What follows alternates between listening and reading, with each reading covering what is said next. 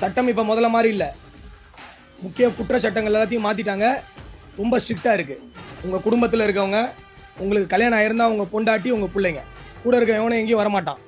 செத்தா கூட நிறைய பேர் தூக்கி போடுறதுக்கு வர்றதில்லை இப்போலாம். அதனால நீங்கள் எல்லாரும் ஒழுக்கமாக இருந்தீங்க அப்படின்னா அது உங்களுக்கு நல்லது. இல்லை அப்படின்னா நீங்கள் சீரியஸான விளைவுகள், சட்ட ரீதியான விளைவுகளை சந்திக்க வேண்டி வரும். இங்கே மொத்தமாக ஒரு 300-400 பேர் இருக்கீங்க, அவ்வளோதான். திருச்சி மாவட்டத்தோட தொகை பார்த்தீங்கன்னா, ஜனத்தொகைன்னு பார்த்தீங்கன்னா 30 லட்சத்தை தொடுது. நீங்கள் 350 பேர்னால 30 லட்சம் மக்கள் நிம்மதியாக இருக்க முடியாமல் இருக்க முடியாது. நீங்கள் 300ங்கிறது ஒரு நம்பரே கிடையாது. ஜெயிலில் போனால் ஜெயில் வாழ்க்கை ஃபுல்லாக போயிடும். களி தின்னுட்டுள்ள தான் இருக்கணும்.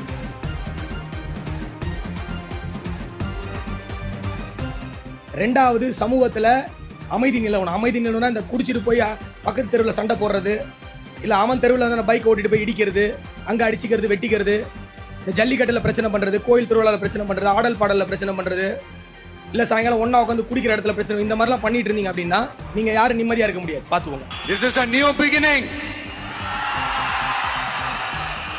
a new era